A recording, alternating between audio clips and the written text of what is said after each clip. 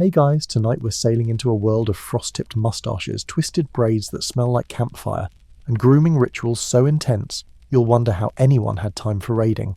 Welcome to the Viking beardscape, where a man's whiskers weren't just for warmth or style, they were practically a resume.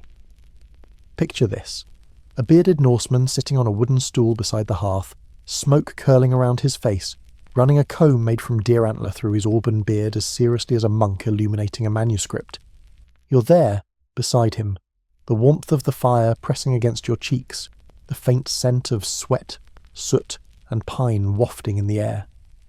Outside, snow crunches beneath the boots of someone returning from a hunt.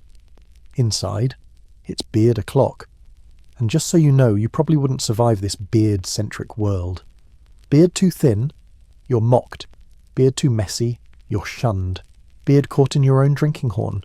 You may be remembered forever, but not kindly. So before you get comfortable, take a moment to like the video and subscribe, but only if you genuinely enjoy what I do here. And hey, I'd love to know where you're tuning in from and what time it is. Drop it in the comments below. Now, dim the lights, maybe turn on a fan for that soft background hum, and let's ease into tonight's journey together. You trudge into a longhouse near what is now Roskilde, Denmark. The doors creak open, letting in a sharp wind, but inside it's glowing with firelight and soft chatter. Shields hang from the walls, dried cod crackles over a hearth, and around a central beam, a dozen men sit, their beards ranging from tangled squirrel's nest to meticulously braided masterpieces. There's a quiet respect here, not for the biggest axe or loudest voice, but for the man with the cleanest beard comb. That guy, he's got status. He might not command a ship, but he could advise the chieftain, or at least date his cousin. In Viking society, beards were more than face fluff. They were statements, status symbols, living badges of age, virility and self-discipline. The Icelandic sagas, those long-winded poetic Instagram reels of the Norse world, are full of beard references. He was a man with a fine beard, often came right before, and so they elected him chieftain. Historians mostly agree. Beards signalled everything. Age, bearded. Wisdom, bearded. Readiness to marry, bearded and maybe slightly perfumed. But how much was this universal, and how much depended on the village, region, or tribe? That's where the arguments start. Some scholars say not all Norse cultures put such pressure on beard grooming. Others claim even adolescent boys faked fuzz to seem more ready. The stakes were high. In a culture where reputation could mean the difference between owning land and being someone else's farmhand, even your facial hair had to pull its weight. A patchy beard? That might be excused if you had heroic battle scars, but no beard at all? You better be a priest, a child, or very, very good at hiding your embarrassment. You shuffle over to the nearest warrior, whose beard is so luxuriously thick it casts a shadow on his chest. His name? Something like Bjorn, probably. Everyone's name is Bjorn. He offers you a wooden bowl of warm ale and a slow nod. You notice he strokes his beard like one might pet a beloved hound. It's absent-minded, yet reverent. A younger man beside him, no beard, just the early stages of some cheek fuzz, tries to mimic him. It doesn't go well. A few older men chuckle. One mutters something about milk beard under his breath, and the young one turns pink. There's an old tale told around hearths. If your beard is tugged in a dream, a spirit is trying to claim your soul. It's likely nonsense, but some Vikings tied small talismans into their beards at night to protect the whiskers. Whether they believed it or just liked the look, historians still argue. In your peripheral vision, a woman steps into the room carrying a carved box. She places it beside the hearth. A hush falls over the group. It's the grooming kit, a travelling set passed between men during long winters. Inside are items treated with reverence. A bone comb, a piece of polished iron used as a mirror, some beeswax, and a bottle with a wax seal that smells suspiciously like pine, goose fat, and despair. Everyone takes turns. There's no rush.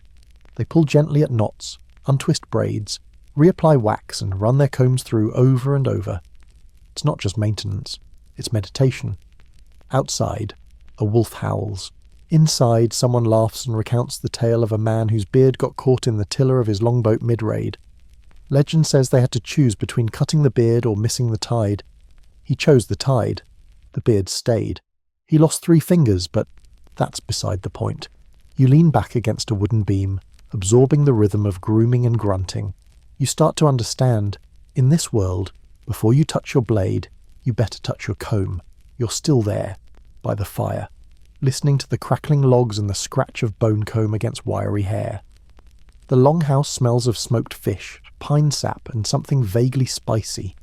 Maybe juniper, or just that sour edge of men who've spent the day building boats and challenging each other to wrestling matches no one wins. A grizzled old man plucks a stray beard hair and holds it up to the firelight like it's a rune.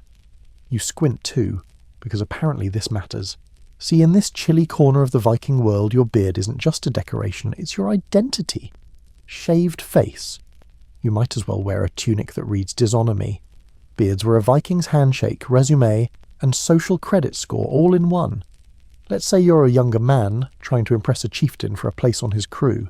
A well-maintained beard implies you can tie knots, slaughter boar, recite epic poetry, and wrestle in snow without whining. A wild, unkempt mess? You might be taken for a drunkard, or worse, an Anglo-Saxon. A man's beard length could even suggest his position in the clan. Long and braided? Perhaps he's a seasoned raider or has served under a famed jarl, short but sharp-edged. Maybe he's from a wealthier family with time and resources for precision grooming. There's even scattered evidence, half recorded in sagas, half whispered in folk tales, that unmarried men wore their beards differently from married ones. The unmarried might leave the tips unbraided, letting them sway like a flag of availability. The married, tightly knotted, signalling loyalty, or at least the intent to try. Not everyone agreed on the symbolism, of course. Historians still argue whether beard length truly correlated with marital status, or if it was more of a fashion choice influenced by the chieftain's style, kind of like how some CEOs wear sneakers now, so suddenly everyone in tech thinks that's the look. And then there's the matter of first impressions.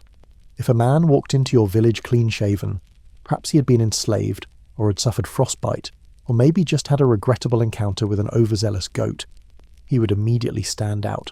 Some would avoid him. Others might offer him a wooden comb and a gentle nod as if to say, "We've all been there, friend. Start again." You shuffle closer to the fire, watching as a younger boy is ceremoniously handed his first beard ring.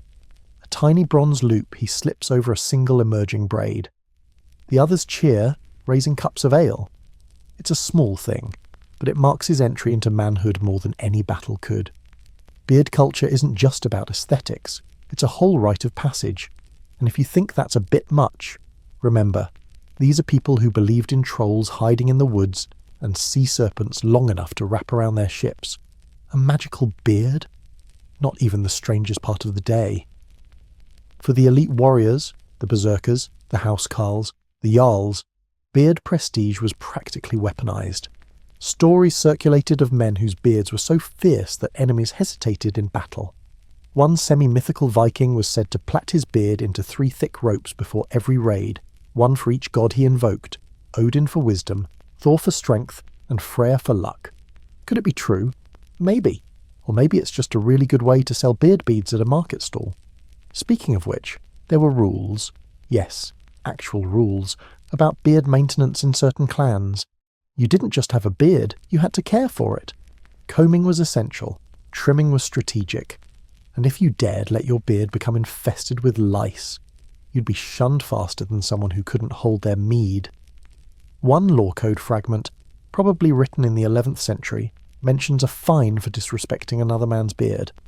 How exactly do you disrespect a beard? The wording's vague, but it probably involved unwanted touching, or worse, insulting someone by calling their beard thin. Some even speculate that plucking another man's beard hair in public was tantamount to challenging his honour. Yes, beard duels were a thing, but we'll get to that later.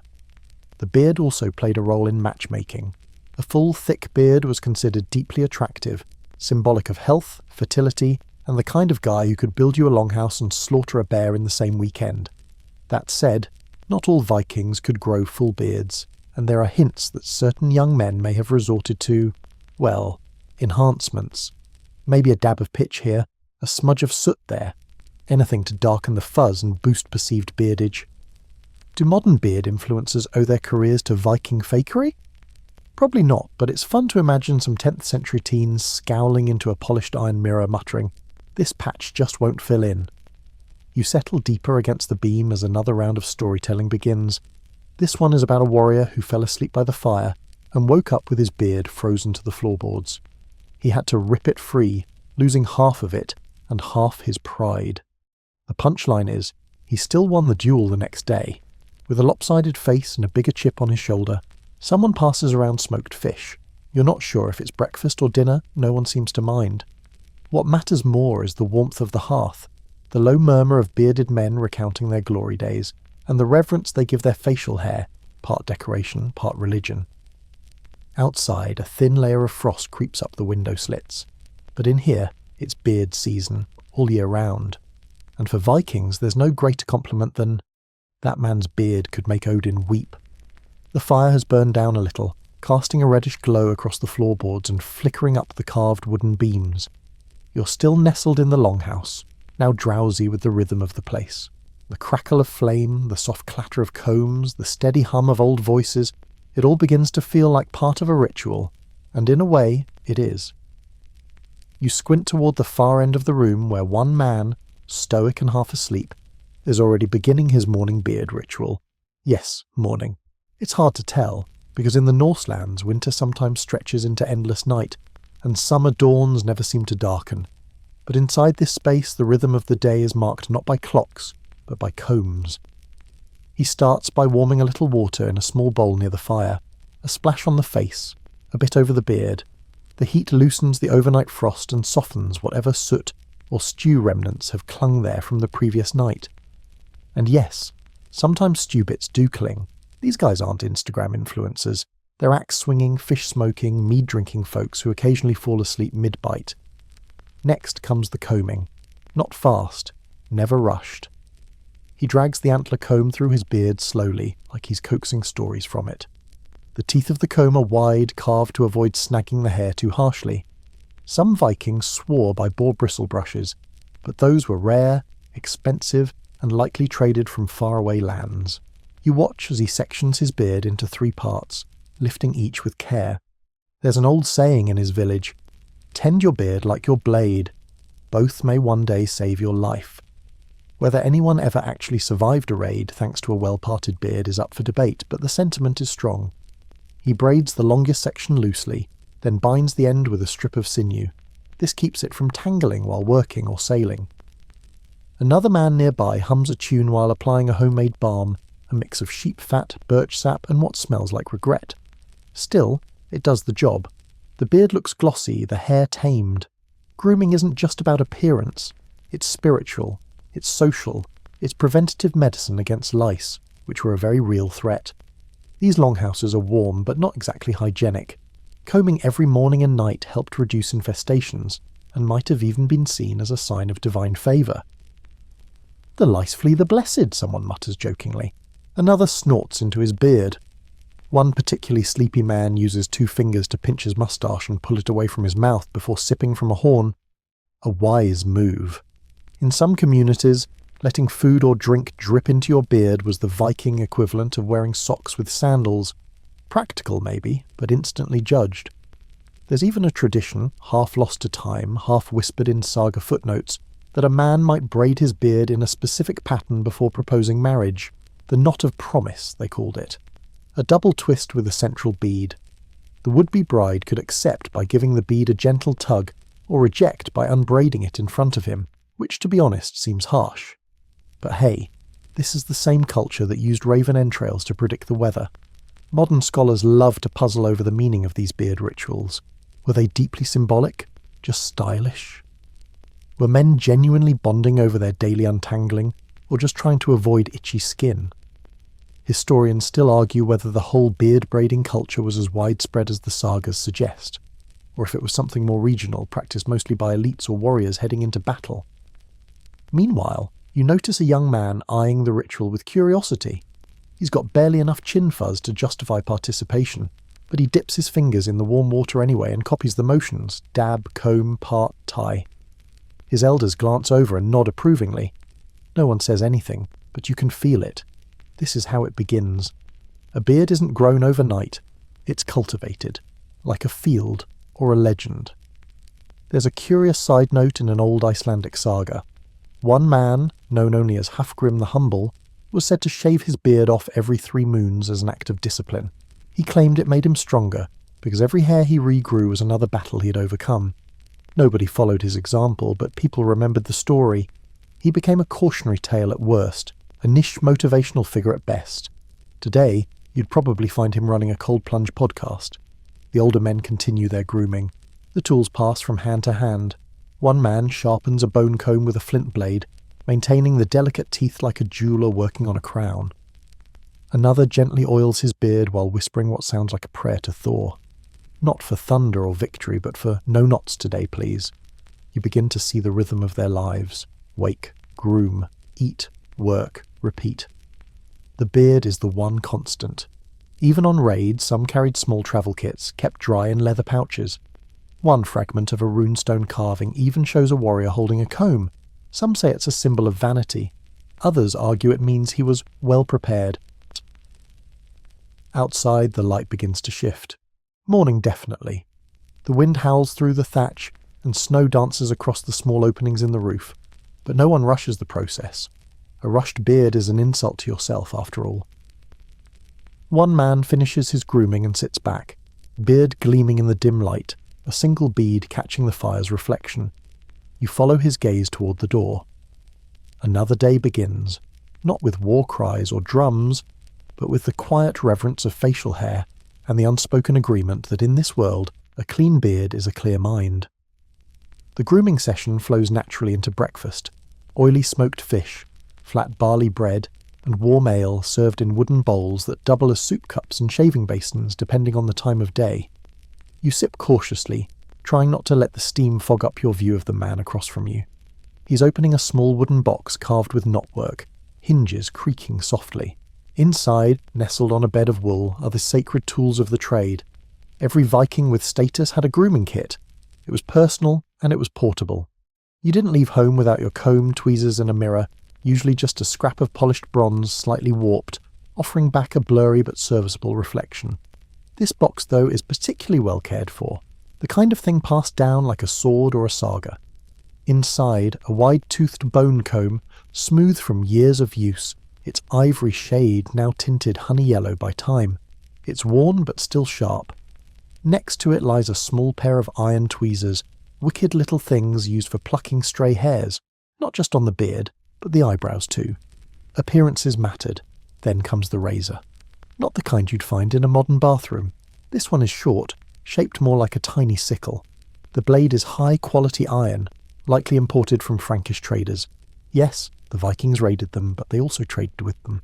Economies are weird that way. You picture a Viking raider haggling over razors on Monday and pillaging the same coast on Thursday. That's efficiency. Beard maintenance on the road wasn't a luxury, it was expected. Some men carried their kits in small leather pouches attached to their belts. Others wrapped their combs in wool and tucked them into the folds of their cloaks, near their hearts, either for easy access or just because that's where honour lived. And don't assume this was vanity. These tools were symbols, like a knight's sword or a scholar's ink pot.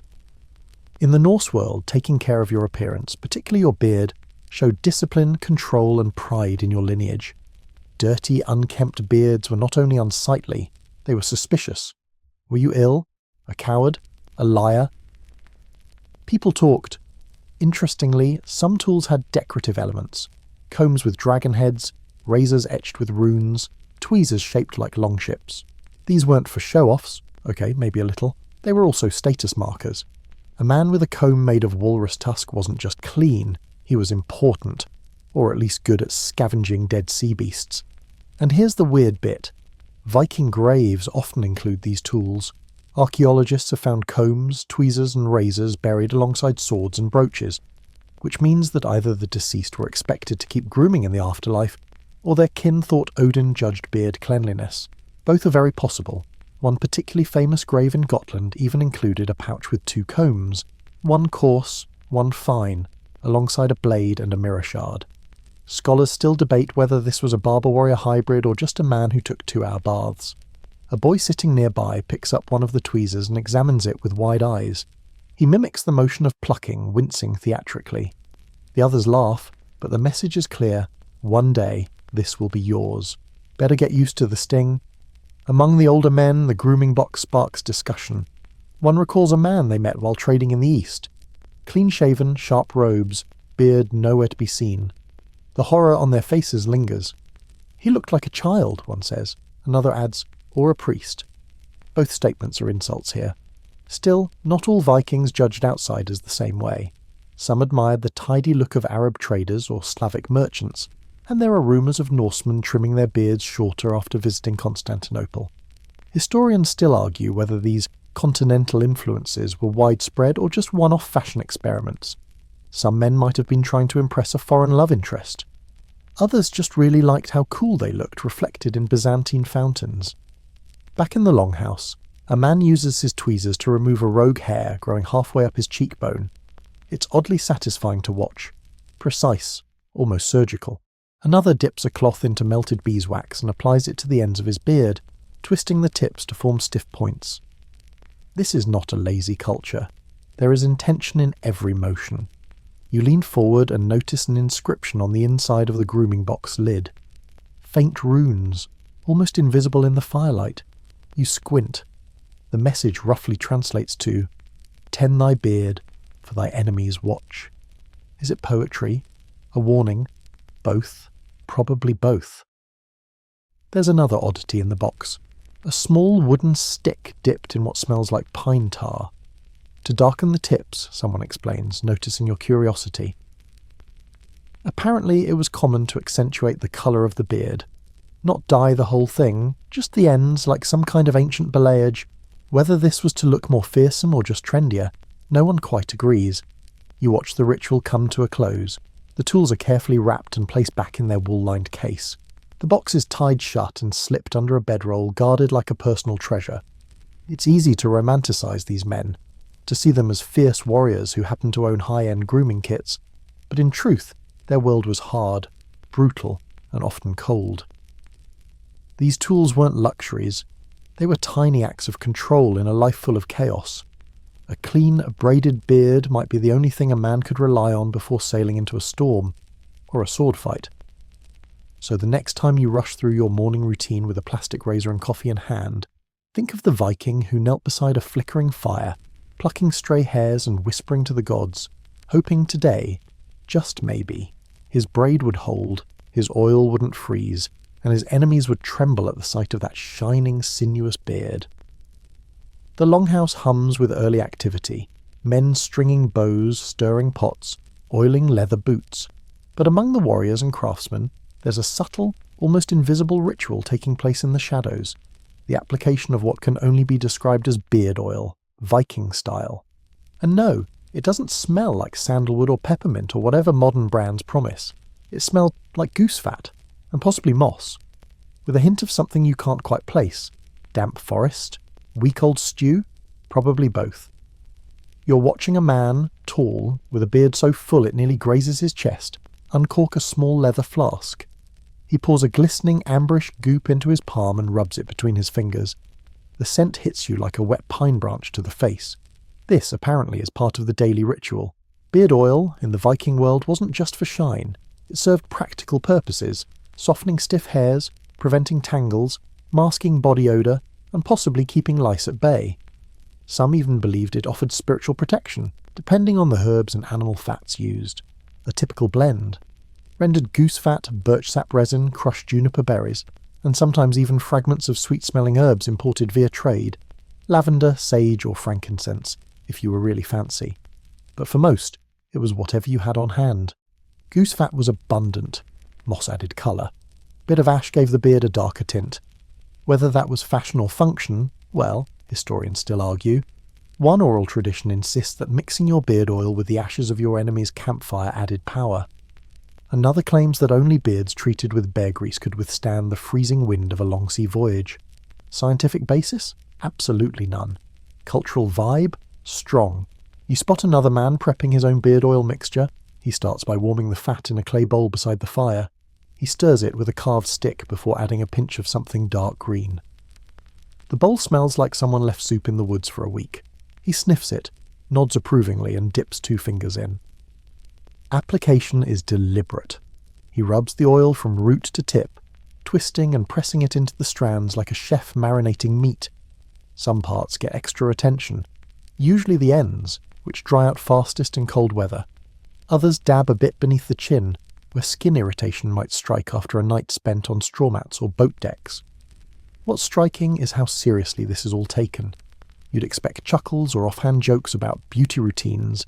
Instead, there's quiet concentration. These men face storms, sword fights, and the occasional bored ox, but beard oil? That's sacred. There's a story making the rounds, a young man who neglected his beard oil on the eve of a raid.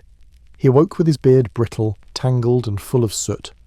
That day, his sword struck poorly, his shield cracked, and he slipped trying to board the enemy ship. Did the beard curse him? Or was it just a rough day? Either way, no one risks going in dry anymore. Some men even infuse their oils with symbols. One uses a boar's tooth to stir his blend, symbol of courage. Another sings softly to his mixture before applying it, as if invoking favour from the gods. A third uses beard oil only on feast days, arguing that too much daily grooming attracts the attention of jealous spirits. Vikings, fierce, practical, and superstitious in equal measure. Interestingly, a few anthropologists suggest that the whole beard oil ritual might have also served as a bonding activity. Picture this: 3 warriors sitting around a fire, trading stories, passing the fat-stained flask between them, laughing about whose beard caught fire last Yule. Kind of like your modern barbershop, but with fewer mirrors and more axes. One fringe theory, and here's where it gets really fun, proposes that some beard oils were laced with hallucinogenic herbs, like henbane or wild nightshade, to induce visions. Whether those visions involved beard gods granting wisdom, or just a really intense dream about chasing elk through the snow, no one knows. Still, the idea persists. Was beard oil also a gateway to the divine? Scholars are, you guessed it, still arguing. Of course, not everyone had access to the good stuff. The rich might have had beeswax-infused mixtures scented with imported oils, but the average Viking made do with what the land offered. A little seal blubber here, a few crushed herbs there, and maybe, just maybe, a smear of whale oil if you were lucky or very persuasive down at the docks. One old man chuckles as he recalls a time he mistook bear grease for soap, spent 3 days slipping on his own beard whenever it rained. His friends still call him Slippery Eric. Eventually the bowls are empty, the flasks are sealed, and the longhouse smells faintly like a roasting bird on a forest floor. Beards are glistening, tips curling upward with confidence, and the mood is content. Not triumphant, not fierce, just quietly proud. Someone drops a hot coal into a clay bowl, releasing a wisp of smoke scented with pine and rosemary. Maybe it's to freshen the room, maybe it's to signal that the grooming hour has ended. Either way, the men begin rising, adjusting belts and cloaks, beards bouncing gently as they move. You're left thinking about your own hair, maybe your own beard if you have one. It's strange how something so simple, so ordinary, can become the axis around which a whole identity turns. For these men, a beard isn't a choice, it's a vow, a responsibility, a daily act of defiance against chaos, cold, and whatever lurks just beyond the fjord. And if that vow happens to be soaked in goose fat and forest moss, well, that's just part of the charm. By now you've begun to grasp it. Viking beard culture isn't just about hair, it's about identity, ritual, status. But even within these sacred grooming routines there are rules, both spoken and unspoken. And if you break them, especially in public, you don't just risk a tangled beard, you risk something far worse, social humiliation. You're seated on a low stool near the hearth, observing the group as a young man across the room pats his tunic, searching. He's panicking. You can see it in the widening of his eyes, the way his fingers move faster, slapping pockets, lifting his cloak. Then he mutters the Norse equivalent of, "Oh no." He's lost his comb. A hush falls over the corner of the longhouse. One of the elders leans forward, brow raised, lips twitching with the slightest trace of amusement. "Comb rage," someone whispers under their breath. The young man stammers, says he had it last night. Maybe it fell into the firewood pile, maybe the dog took it. A few people start to chuckle. Someone calls out, "Check your beard, maybe it ate it," and that opens the floodgates. Now it's jokes and jabs, escalating in the way only Viking mockery can. Because here's the thing, losing your beard comb was no small thing. In a world where personal grooming reflected your discipline, your place in the tribe, even your worthiness before the gods, misplacing such a tool suggested sloppiness. Worse, it hinted that you didn't take your beard seriously. In some communities there were shame chants, short verses composed on the spot to embarrass someone who, say, dropped his comb in a latrine or showed up with food tangled in his braid. You can imagine it. A rhythmic, slightly sing-song call of, "O Olaf, foul of face, whose comb now sleeps in filth's embrace." The chants weren't always cruel.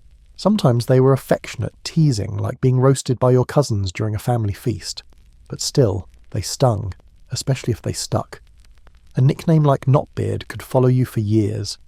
There's a curious saga, rarely mentioned in schoolbooks, about a man who was exiled, not for theft or murder, but for plucking another man's beard during a dispute. Sounds minor, right? But in Viking legal codes, that was considered an assault on dignity. Some regions even had official fines for what they called beard violations. You could pay a hefty fee in silver for damaging someone's facial hair, or worse, be challenged to a duel over it. One fringed tale, likely embellished over generations, tells of two men who quarrelled over a lost comb believed to be blessed by Freya herself. They ended up settling it with an epic wrestling match, beards tied together at the start to ensure equal footing. Who won depends on the version you hear, but one thing's always the same: the comb was never found. You glance at the group. The young man has finally located his comb, wedged behind a bench, thank the gods, and holds it aloft like a warrior lifting a sword. There's a chorus of cheers, some playful boos, and a few mock battle cries. Someone tosses him a twig and says, "Just in case you lose it again." He bows theatrically, a bit pink in the cheeks but smiling now. Crisis averted, but let this be your lesson. Never take your comb for granted. The importance of the beard comb isn't just practical, it's deeply woven into Viking mythology. Odin himself, the bearded All-Father, was said to carry a comb carved from the rib of a sea serpent. He used it only during solar eclipses, brushing his beard while whispering secrets that turned the wind. Is it true? Almost certainly not. But it's the kind of story that shapes a people's soul. In some winter feasts there were even combing competitions. Men would showcase their grooming skills before the village, judged on symmetry, sheen, and overall presentation. The winner might receive a token of affection from a local maiden, or just endless bragging rights. Losers? Well, they might get a verse or two composed about their rat nest chin. You win some, you comb some. Historians still argue whether these competitions were common across Scandinavia, or mostly isolated to certain clans, like those in coastal Norway. Some archaeological evidence, beard combs found buried alongside decorative pins and judging tokens, suggests it wasn't entirely a myth. Meanwhile, out in the barnyard or on fishing boats, a man without a comb might be forgiven if he had a good excuse. But in a longhouse, around the hearth, during feasting season, you were expected to be prepared. Even Viking children got early exposure to these norms. A father might hand his young son a tiny comb carved from horn, a symbol of his path toward manhood. It wasn't just cute, it was serious business. Comb well, the father might say, and speak clean. You hear one last tale before breakfast ends, a soft-voiced elder speaking of a man whose comb was carved with his family's crest. He lost it during a storm at sea and was convinced his luck vanished with it. He refused to groom with another comb. A year later, washed up on shore, the original comb was found, and his fortune supposedly turned around. Was it superstition? Coincidence? Historians still debate, but the man was buried with that comb and a full beard. The fire crackles lower now, and the longhouse settles again into that sleepy hum. You watch as each man slides his comb back into a pouch, a sleeve, or a boot, always within reach, like a trusted blade or a secret. Because in this world, a Viking might forgive your debts, your gossip, even your failure to bring back loot, but lose your comb twice? Now that's unforgivable. There's a quiet rhythm to the morning now. Tools packed away, cloaks dusted off, braids freshly bound. You're still lounging by the fire's fading warmth, watching the daily parade of Viking faces pass by, each one a statement in a beard geometry. And suddenly you notice, no two beards are the same. Some twist like ropes, others curl into wiry halos. A few trail like comets, ends tied with scraps of leather, or wound into thick loops like battle lanyards. It hits you all at once. There's an entire fashion system happening here. and it's all built on braids, knots, and status hacks. You shift to a better vantage point as one man, tall and broad as a ship's mast, leans into a polished bronze shield used as a makeshift mirror. He's got two assistants, yes, assistants, helping him rebraid his beard. One holds a small iron comb, the other unrolls a cloth full of beard rings, clips, beads, and tiny ornamental clasps shaped like wolves, serpents, and hammers. The process begins. First, separation. They part the beard into 3 sections with ceremonial precision. Next, braiding. Tight, layered knots near the chin, looser plaits toward the tips. Finally, adornment. A bronze bead near the top, a silver loop halfway down, and at the end, a bone disc etched with runes that spell out something like strength through frost. You might be wondering, was this just a warrior thing? Yes and no. Battle-hardened men wore their beards like battle standards, but even farmers and fishermen had their own flair. Braids to keep hair out of their food, or ropes of woven twine to keep the ends from catching fire near the forge. In fact, certain braid styles were thought to serve practical purposes. The double twist kept sea wind from blowing your beard into your eyes. The forked ends, bound with sinew, helped separate beard strands so they wouldn't freeze together in sleet.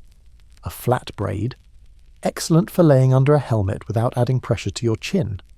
But, of course, there was deeper meaning. Some braids mimicked animal patterns, bear claws, raven wings, dragon tails. One old man across the room has pleated his beard in a serpentine S-curve with emerald green threads woven in. Sea serpent braid, someone whispers, means he's crossed the whale road more than 3 times. Whether that's true or just a bit of longhouse bragging, well, historians still argue. Social rank played a huge role too. The more complex your beard design, the more likely you were either wealthy or well-connected. Not everyone had access to beads made of silver or iron. Some had to make do with carved wood, dyed bone, or polished shell. But even those told a story of where you'd been, what you'd earned, and maybe who you wanted to become. In one saga, a man earns the right to wear 3 beard rings only after surviving a winter in the mountains with no fire and only a flask of mead. When he returns, frostbitten but bearded, the Jarl gifts him a ring for each braid. Whether the tale is true doesn't really matter. What matters is that every beard is a timeline, and every bead a badge. And let's not forget the role of colour. While many Vikings had naturally blonde or light brown hair, some went further, bleaching the tips with lye or applying ash to give the beard an ombre effect. Dark at the roots, bright at the ends, sometimes with a dusting of charcoal to create a more intense shadow. Was this aesthetic? Certainly. Was it also intimidating? Absolutely. Even enemies commented on it. One Frankish monk described Viking warriors as having the fire of the north in their eyes and the burning of the beard upon their chins. Possibly poetic license. Possibly the result of chemical bleaching and a lot of wishful thinking. Some of the younger men in the hall try their hand at new styles, mimicking the more elaborate braids of their elders, occasionally ending up with a lopsided tangle or an unintentional dreadlock. But no one mocks them. In fact, one elder gently takes a boy's chin in his hand, undoes his sloppy braid and redoes it with quiet care.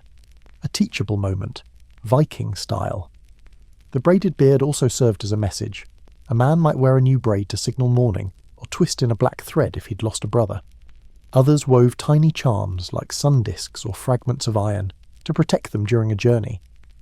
One man you see this morning has a feather knotted into the end of his beard. For flight, someone says. He's hoping for a safe sea crossing. What's remarkable is how fluid the rules are. There's no single right beard in the Viking world. It's all symbolic, expressive. Each beard a coded message, a personal saga in strands. A clean forked braid might say, "I'm ready to fight." A single looped knot might whisper, "I am loyal but watching." And a beard left wild, unbraided, wind-tangled, that could mean mourning, or rebellion, or just a man with no time left to care. You sit in silence for a while, watching the firelight bounce off silver beads and soot-darkened whiskers. There's music to it, the rhythm of the braids, the quiet tug of hands at work, the rustle of woolen cloaks as men lean closer to study one another's handiwork. And just when you think you've seen the fanciest beard yet, a man enters with a braid so large and gravity-defying It looks like a horned snake is curled beneath his chin. He sits. No one laughs. They simply nod with a reverence usually reserved for shipbuilders or priests. One thing becomes clear. These beards are more than grooming. They're artistry. They're armour. They're ambition. Worn proudly, braided tightly, and carried forward like banners in the wind. The fire's crackling has softened into a gentle pop and hiss, as if even the flames are listening in. You settle deeper into your cloak just in time to witness something unexpected. A man kneels near a snow-glazed bucket outside the longhouse, tilting his face into the rising sun. He's holding a small wooden paddle, scooping out a paste that smells vaguely like soap and ash. Then, with great care and no shame at all, he begins to bleach his beard. Yes, you heard that right. Vikings weren't just content with wild, warrior-worthy facial hair. They were also masters of blonde ambition. And if nature didn't bless you with radiant gold whiskers, no problem, you could make them. The paste he's using is a mix of lye, basically caustic wood ash and water, and crushed chalk or egg shells. Powerful stuff. You watch as he works it into his beard, avoiding his lips and nostrils like someone who's learned from a stinging mistake or two. It smells acrid, clean in a scorched earth sort of way. So why bleach a beard in a world where toughness and dirt were basically badges of honour? The reasons are layered. For starters, lighter hair was associated with the gods. Thor, golden-bearded and fierce, was the North's poster boy of masculinity. Odin, though darker in some tales, was still depicted in bright hues in carvings and tapestries, to mimic the divine, a flex like no other. Then there was social aspiration. Lighter hair was rarer in some Viking communities, especially the southernmost tribes, and therefore more exotic, more desirable. Some scholars think bleaching your beard wasn't just about looking good, it was about looking foreign, or at least powerful enough to choose your own appearance. Historians still argue whether this trend was a widespread fashion, or limited to certain classes, especially those who travelled or traded in regions where blondness was less common. Of course, there's another theory. It was just about standing out. You want someone to remember you in a sea of warriors. You walk in with a beard that gleams like sunlit straw, and suddenly all eyes are on you. That's called beard diplomacy. But it wasn't without risk. Lye is caustic. It burns, stings, and can cause skin damage if misused. There are stories of men who overdid it and ended up with patchy, brittle beards that snapped off in the cold wind. One legendary tale speaks of Ashbeard Arn, whose entire beard turned to mush during a particularly humid raid. He shaved it clean with a dagger and wore a scarf for 6 months. No one dared ask. You glance around the longhouse and realise you can spot the bleachers. Their beards shimmer slightly, with an unnatural brightness, almost glowing against the soot and dim lighting. Some look sun-kissed, others pale as wheat. One man has streaks, like highlights, and even a few red strands, possibly dyed with rust or berries for extra drama. And this isn't a solitary effort. A group of younger warriors sits nearby, passing around small bowls and sticks, trading tips like modern stylists. More ash for brighter tones. Don't do it if you've got open cuts. Add a drop of bear grease to reduce itching. You stifle a chuckle. This is Viking beauty school and business is booming. What's even stranger? Some warriors bleach their beards before battle. It's a form of war paint, really. But instead of covering the face, they light it up from the chin down. Imagine seeing a horde of warriors sprinting toward you across a snowy plain, all with glowing golden beards catching the sun. That's psychological warfare. Forget swords. You'd run just from the sheer vibe. Some fringe tales even suggest beard bleaching was part of courtship. A suitor might bleach a single stripe through his beard as a visible signal. I'm interested. If the stripe turned out well, he was seen as bold and skillful. If it went patchy or burnt his chin, probably not the season for love. You overhear one man joking that his beard turned so white last winter, a passing owl tried to mate with it. Another claims he bleached his too often, and had to wear a squirrel pelt beard wig until it grew back. Are these stories true? Maybe, maybe not. But they make for excellent longhouse banter. Interestingly, beard colour also played into reputation. A red beard, often seen as a sign of temper or fiery spirit. A dark beard, mystery, seriousness, maybe even sorcery.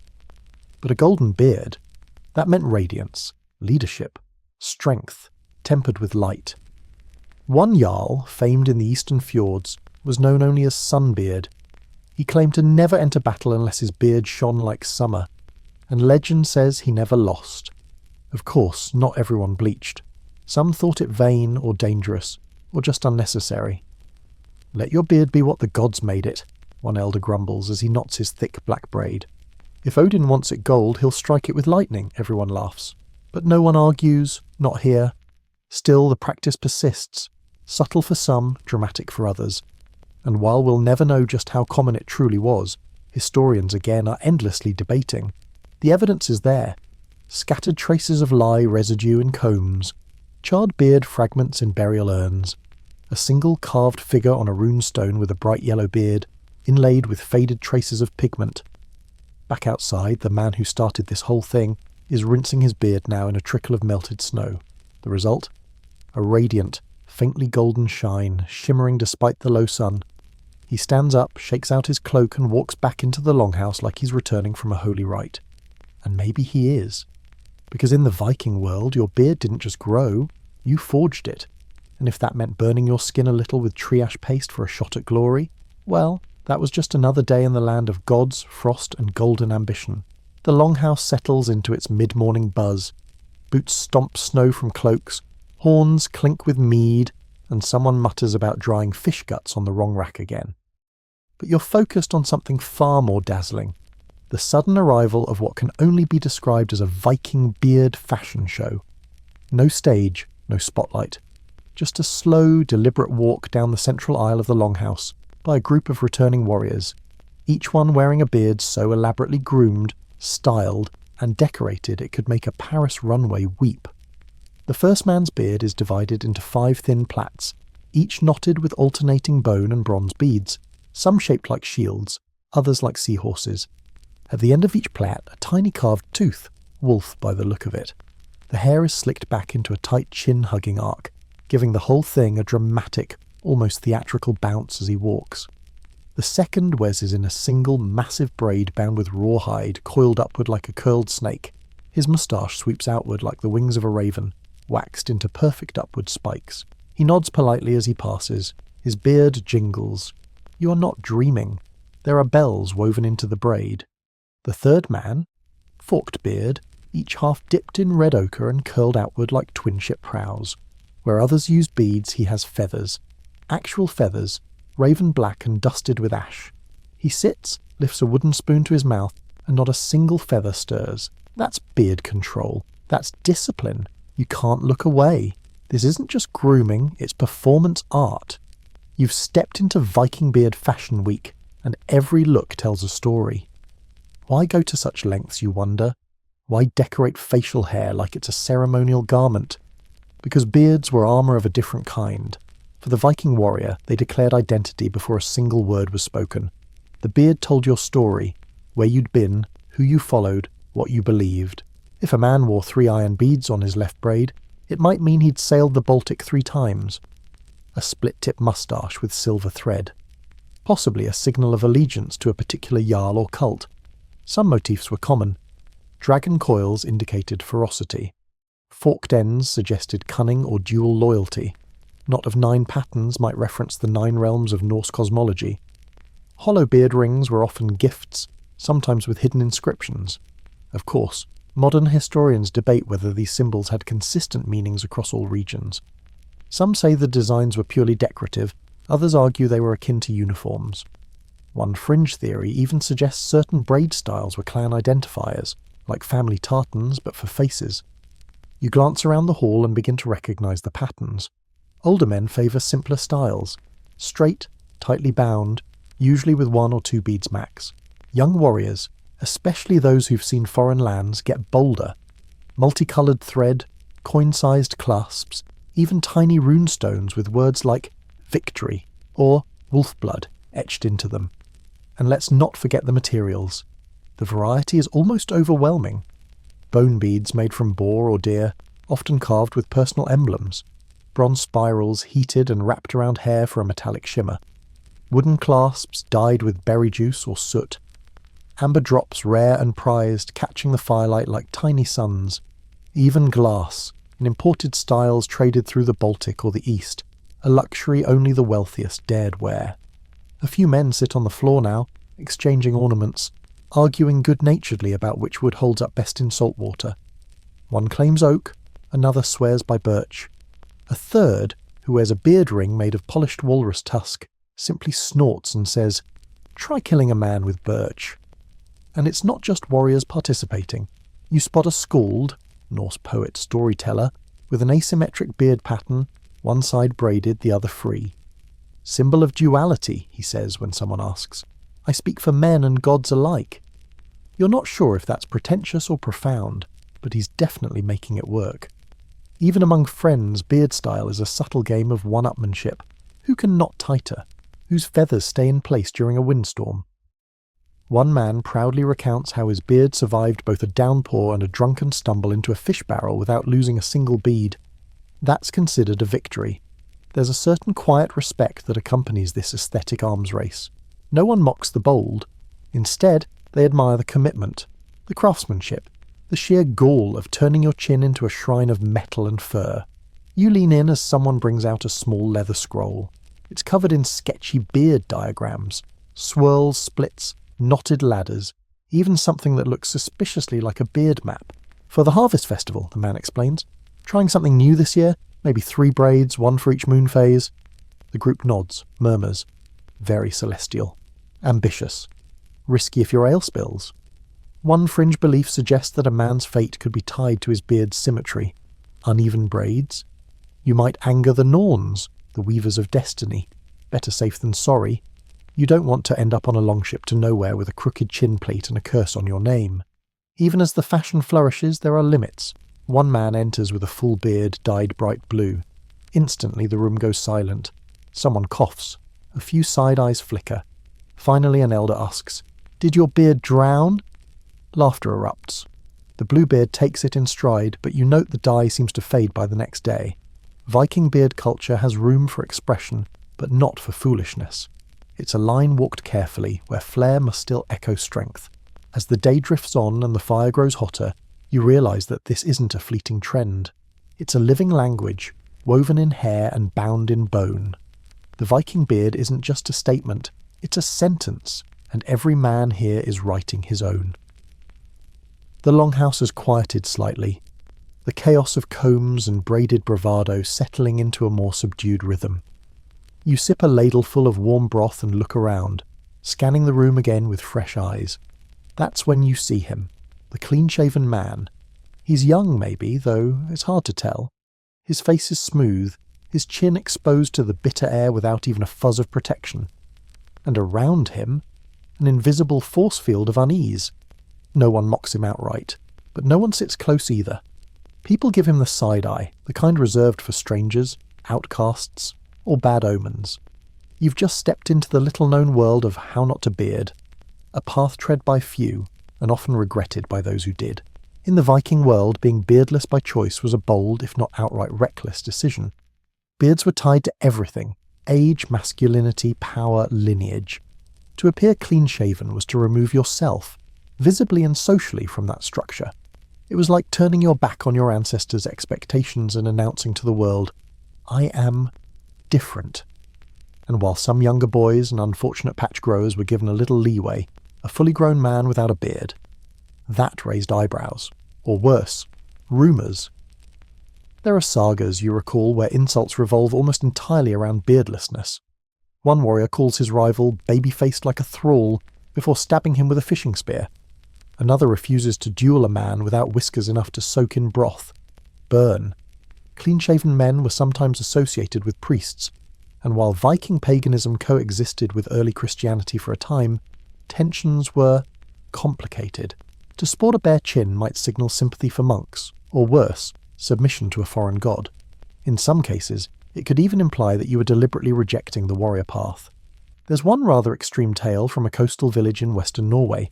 A merchant returned from a journey to the east, his beard shaved off due to a lice infestation. He was welcomed with caution, fed separately, and no one would drink from the same horn until his beard began to regrow. "We will not eat beside the beardless," an elder reportedly said. "They have nothing to catch their lies." Yikes. That said, not all clean-shaven Vikings were pariahs. Some did it for tactical reasons. On long sea voyages where saltwater, wind and frost turned facial hair into stiff, painful icicles, a few practical men shaved down to avoid discomfort. But they did it quietly, almost shamefully, and usually only on the open ocean. Beardless on land, that was a different matter. Historians still argue whether clean-shaving was a personal style choice, a forced punishment, or something that carried spiritual meaning. Some fragments of runic poetry suggest that a warrior might shave his beard in mourning, bare the chin to feel the winter bite as the gods weep. But this isn't widely confirmed. Others say young men did it during rites of passage, shedding the beard to grow it back wiser. Still, one fringe account claims that certain Viking ascetics, spiritual seekers and hermits, chose the bare face as a symbol of simplicity. They lived in forests, spoke little, combed nothing, and everyone thought they were a little off. Of course, there's also the theory that some men simply couldn't grow good beards, and while that might seem trivial today, in the Viking age it could feel like a curse. One man in an old Icelandic tale prays to Thor specifically for chin hair like the river reeds. The gods apparently oblige. He wakes up with a lush beard and goes on to win a duel and a wife in the same week. That's beard-based divine intervention. But not everyone had such luck. Beard envy was real. There are humorous stories about men trying to fake it, tying fur scraps beneath their chin with leather bands, smudging soot across the jawline, or even borrowing a lock from a friend's beard in hopes of grafting the growth energy. Did it work? No. Did they try anyway? Oh yes. You look again at the clean-shaven man. He's drinking quietly, eyes fixed on the fire, probably feeling the unspoken weight of a dozen bearded gazes. But to his credit, he doesn't flinch. Maybe he's waiting for his beard to come in. Maybe he's made peace with being different. Or maybe, just maybe, he's got a wicked set of combs tucked away, ready for the day when his beard finally decides to arrive. One of the warriors nearby leans over and whispers, "He cut it off after it caught fire." The others nod solemnly. That's acceptable. There's even a sort of admiration. Surviving a beard fire and still returning to the hall takes guts. In the rarest cases, beard loss was used as punishment. One obscure saga from the far north tells of a man exiled for stealing goats. Before he was banished, his beard was shaved off as a symbol of shame. No chin cover to hide your guilt, the village elder supposedly said. The man never returned. There are even a few references in Norse magic where beard curses, yes, literal spells to halt beard growth, were used to humiliate rivals. One poem describes a jealous woman weaving a charm that left her lover smooth-faced until he broke the spell with blood and ash. Historians debate whether this was symbolic or real, but in a culture where beards meant everything, the idea of sabotaging someone's growth, that's some serious psychological warfare. The fire pops. You blink, and the clean-shaven man is gone. Moved to the back of the room, maybe gone out to fetch water or wood. Either way, his presence lingers like a whisper of challenge, to beard or not to beard. And in this world, the answer has never been simple. The wind has picked up outside now, fluttering loose thatch on the longhouse roof and sending a chill through the low smoke drifting from the hearth. Most of the men are suiting up, pulling on furs, checking weapons, adjusting cloaks, each one moving with practiced, deliberate ease. But there's one moment of stillness that catches your attention. A man, not particularly tall but broad-shouldered and scar-lined, is kneeling by the fire. He has his beard in his hands. Literally. He's braiding it for battle. You've stumbled across a sacred and practical tradition. Battle braiding and blood proofing. A ritual blend of fashion, faith and raw survival instincts. The man parts his beard into 4 thick cords. One of the others steps forward and begins to tie them off tightly with strips of leather soaked in beeswax. Each knot is firm, close to the face. No loose ends.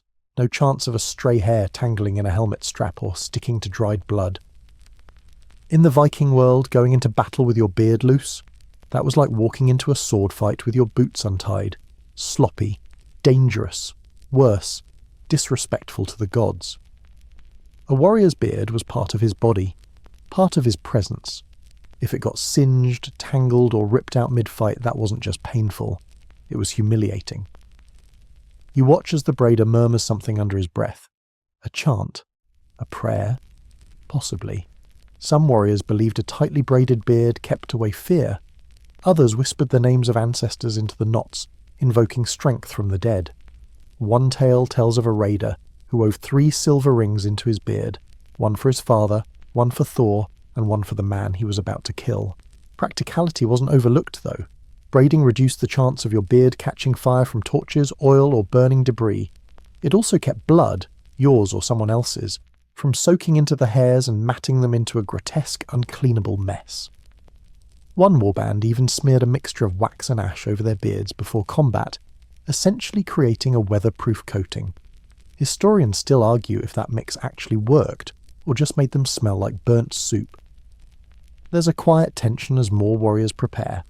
One sharpens a blade, eyes half closed. Another tightens his boots, then checks the knot of his beard again, like someone adjusting a ceremonial sash. The man beside him has dipped the tips of his beard in red dye, ochre and animal fat, meant to make it look as if blood had already been spilled. To scare the Saxons, someone mutters, or to remind the gods who we are.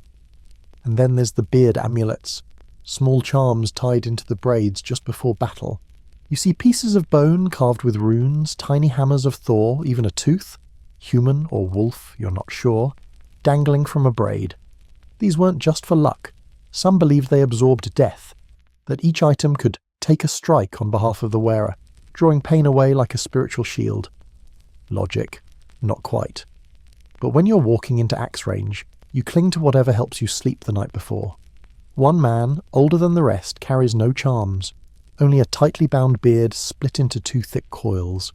He dips his hands in ash and presses them briefly to the braids before standing. You ask why. He simply says, "So the dead know where to find me." Then he walks out. Beards in battle weren't just about safety, they were part of psychological warfare.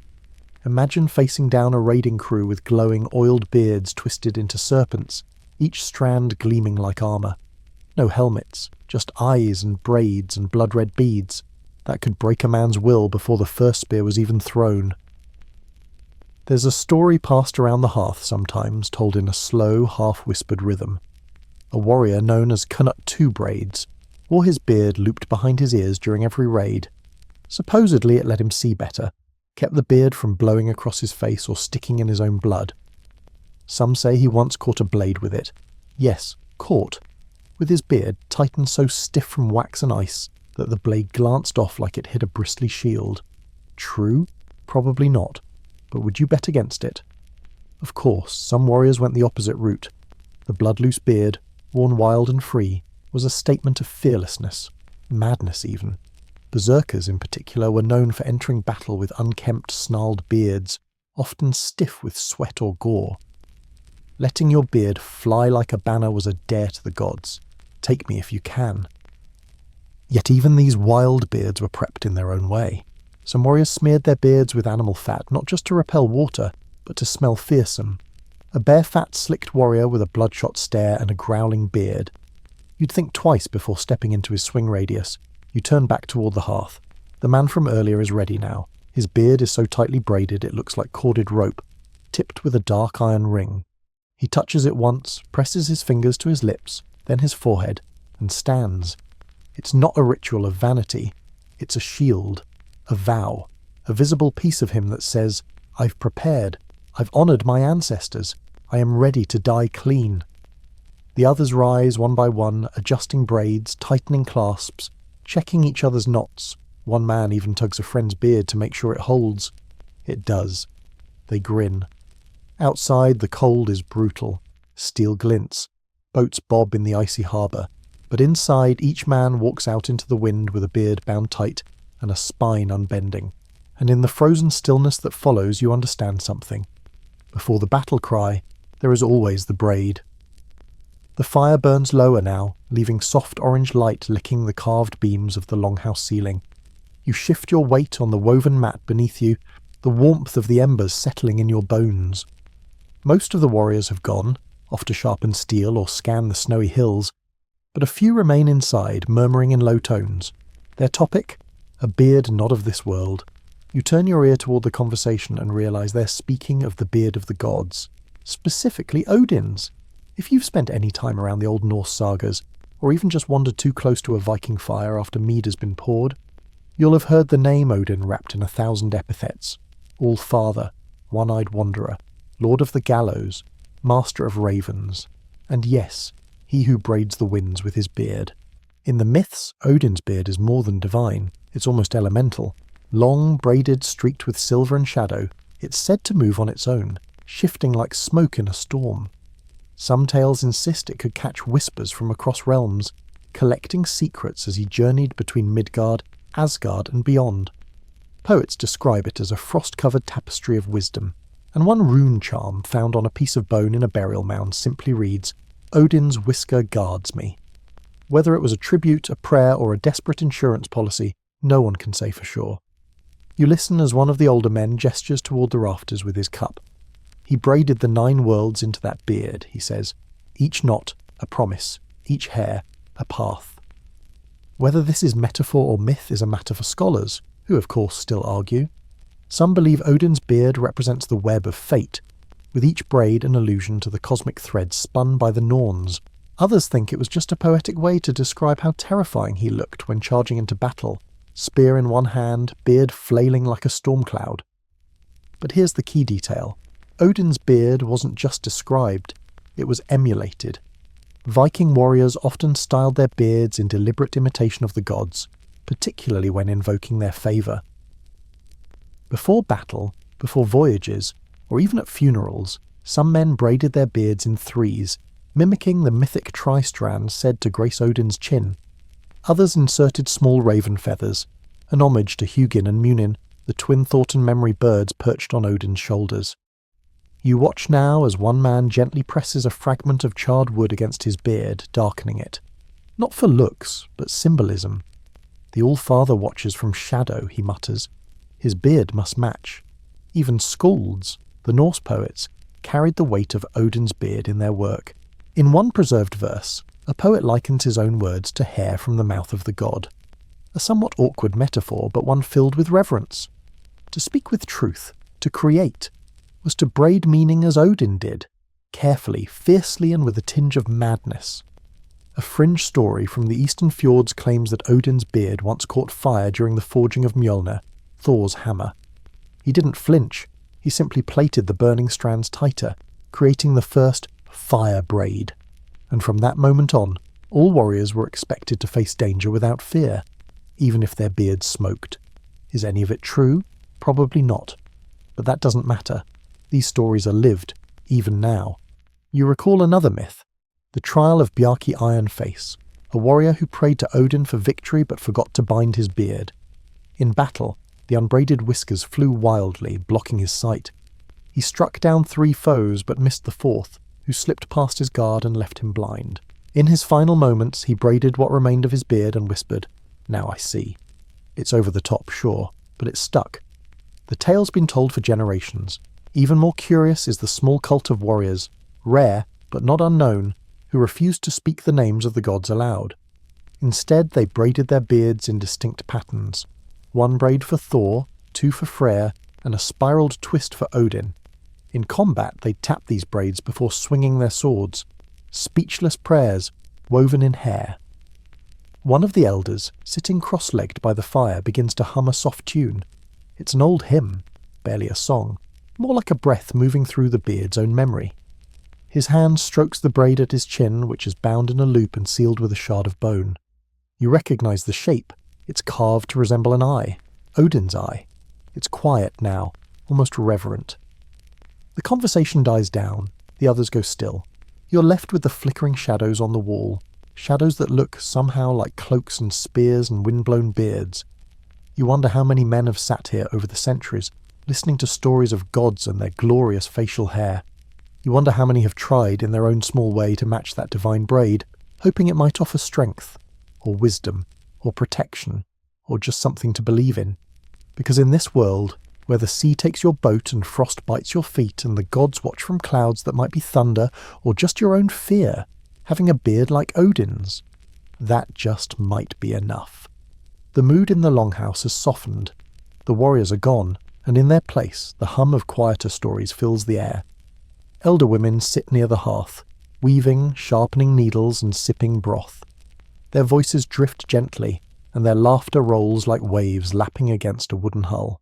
And in one of these stories you catch something surprising: beards and romance.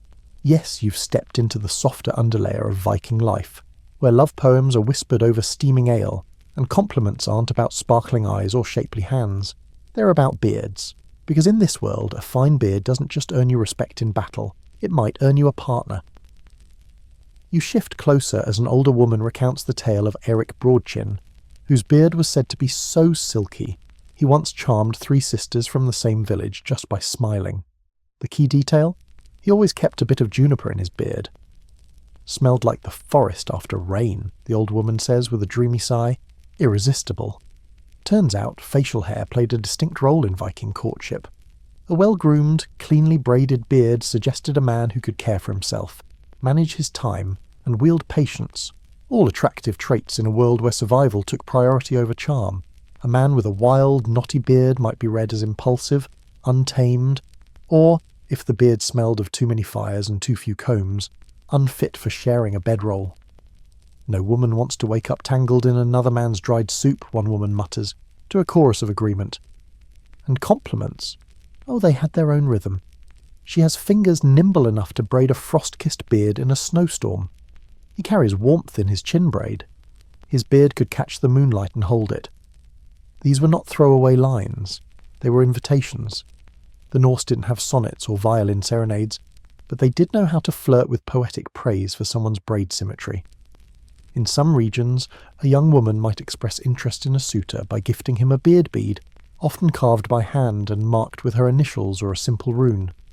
He would slide it into his braid and wear it to signal acceptance. A returned bead meant, no, thank you. A second bead the following week. Let's just say wedding talk wasn't far behind. You smile as another tale unfolds, the story of Asa the Sharp-Eyed, a shield maiden who allegedly wove her lover's beard every morning before battle. She claimed each braid was a blessing, one for safety, one for accuracy, one for homecoming. After his death, she wore a single braid tied with his last beard ring around her wrist, until the day she passed. Romantic? Definitely. Historically verified? Maybe. But even historians agree that beards were part of the Norse love language, and not just in stories. Archaeological digs have turned up burial beads made for couples, some carved with both initials and wrapped in strands of hair, sometimes beard, sometimes not. Whether these were tokens of affection or tributes in grief, no one's quite sure. But the symbolism runs deep. One fringe theory suggests that couples sometimes braided their beards together during solstice rituals, quite literally tying themselves to one another. Was it comfortable? Doubtful. Was it romantic? Absolutely. One record from a remote Icelandic manuscript refers to chin fasting, a ritual in which newlyweds shared a beard tie for an entire evening, eating from the same bowl, drinking from the same horn, moving as one. Of course, this wasn't for everyone. Not every Viking had the patience or the chin length for such theatrics. But even a small gesture could speak volumes. One warrior might oil his beard with a loved one's favourite herbs before battle. Another might knot a lover's lock of hair into his braid for protection. There's one particularly memorable tale. Half love story, half comic misfire. A man named Halldor tried to impress a potential bride by styling his beard in the shape of a heart. Sadly, the lie he used to stiffen the shape burned part of his chin. He still married her, but had to wear a fur flap over the bald spot for years.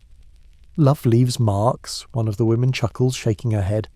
And yes, there were rejection rituals too.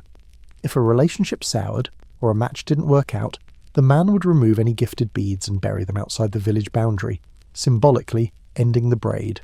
Some say the earth could tell if you were lying about heartbreak.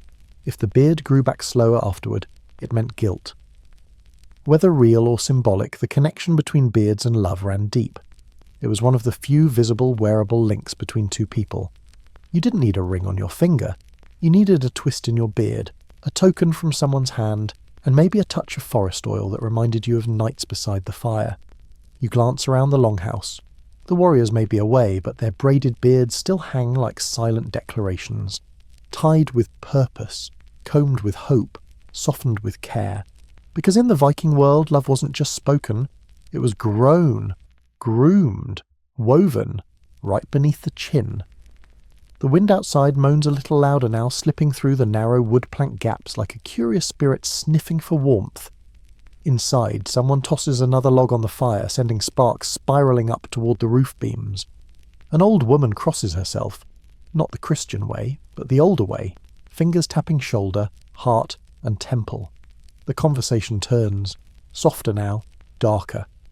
Someone mentions a name they shouldn't have. Then someone else does what they always do when danger is near. They talk about curses on your beard. You feel it in the room immediately, the flicker of unease. Because in the Viking world, where honour ran deep and reputation was everything, your beard wasn't just a style, it was a shield.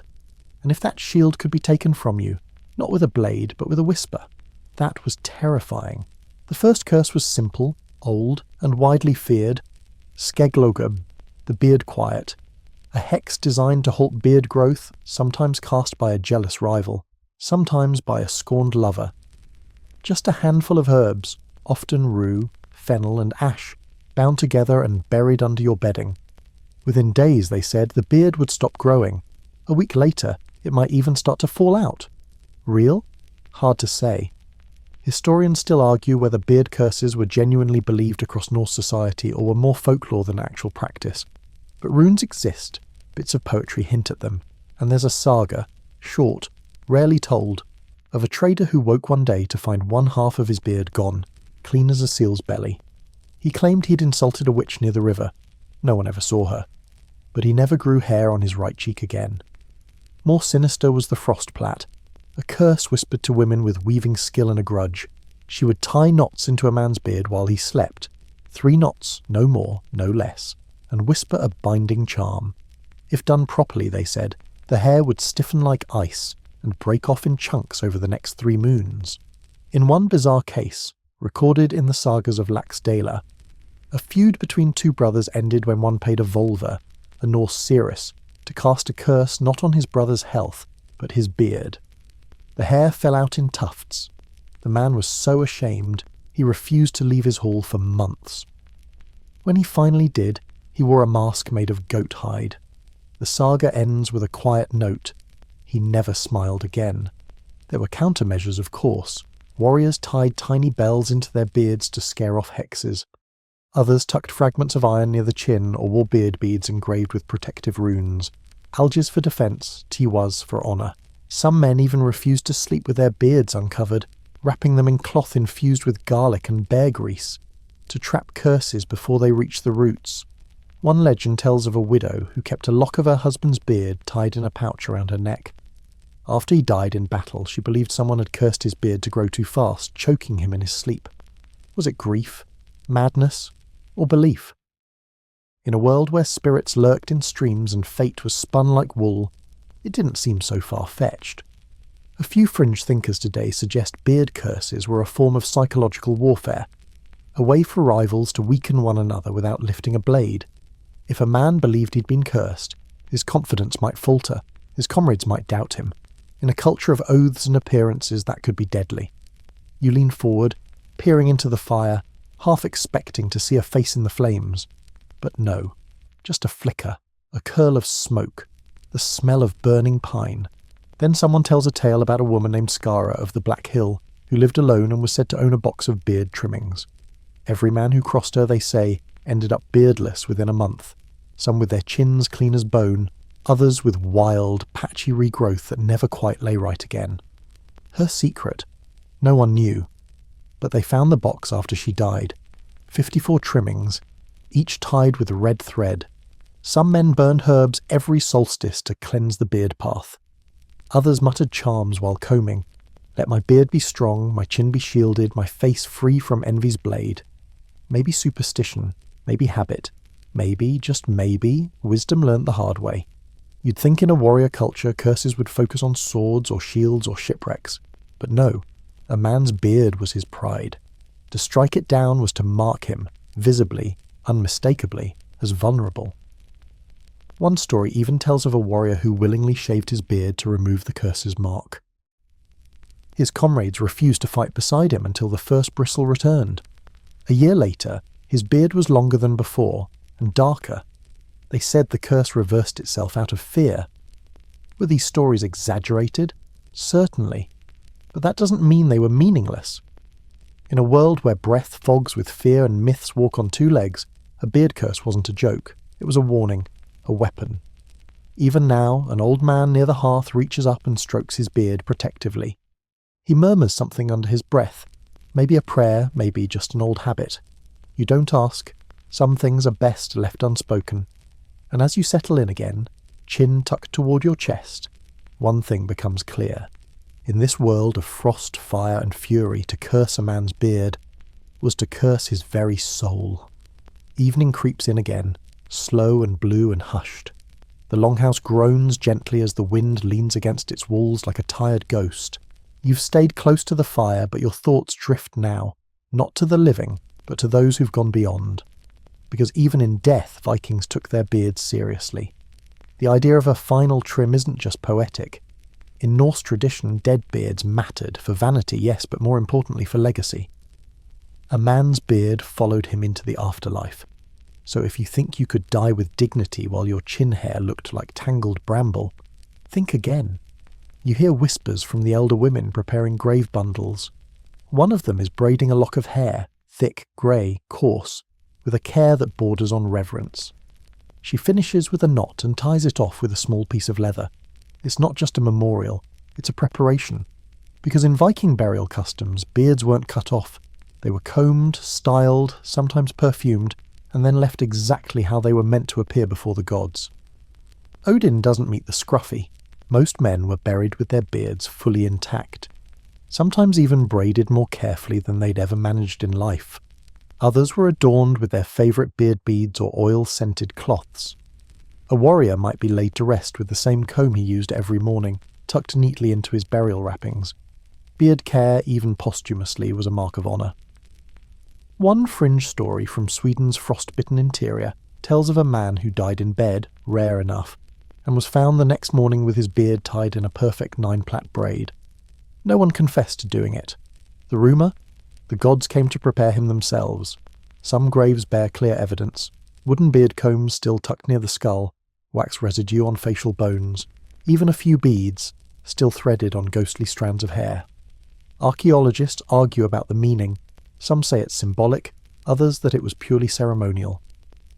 But the fact remains, they didn't forget the beard. And it wasn't just about looking good in Valhalla.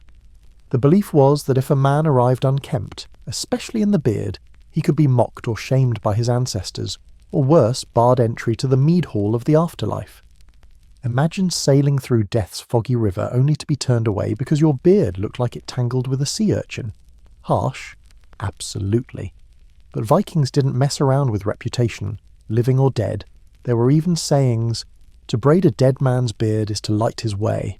A clean comb opens the gates. Let no man meet Odin with crumbs in his whiskers. One tale speaks of a jarl so proud of his beard that he left instructions in his death song. Braid me as I was when I last returned victorious. Let my beard gleam when I meet the All-Father. His men followed his request to the letter, combing, oiling, and binding his beard in a triple braid with a bone ring at its heart. Some say that if a beard wasn't tended at death, it could cause unrest. The spirit might return, tugging on others' beards as a way of demanding a proper send-off. There's a fringe legend from the Shetland Islands of a man whose ghost haunted the docks, yanking on the chins of any man who passed by.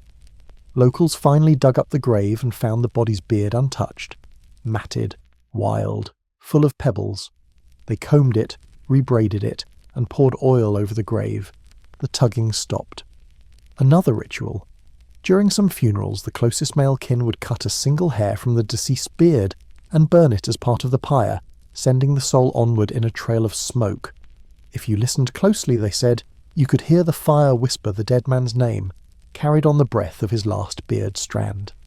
There were other practices too, ones less cosy. In some communities, enemies were buried beardless, a final insult meant to shame them in the afterlife. Their beards were cut, burned, or even nailed to posts as warnings. No beard, no honour, no welcome in the halls beyond. Whether symbolic or spiritual, these customs carried weight. Vikings believed what you carried to the grave echoed forever. Your sword, your oaths, your braid, and yes, Some men trimmed their own beards before death. If they were sick and knew the end was near, they might sit in silence, combing and tying one last time. You picture it. A warrior in his twilight, fingers a little shaky, breath shallow, binding the strands as he whispers to old gods and older ghosts.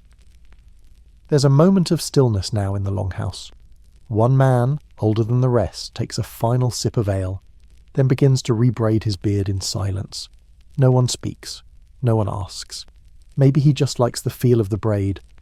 Or maybe, just maybe, he knows something the rest don't. Because in this land of frost and fate, a man's beard is his map to the next world. So when death comes, quiet as snowfall, cold as sea wind, you'd better hope your comb is close, your braid is clean, and your ancestors are watching, because they will check. The wind outside howls again, longer this time, curling under the doors and up through the cracks in the floorboards. The longhouse holds firm, but the cold has teeth now.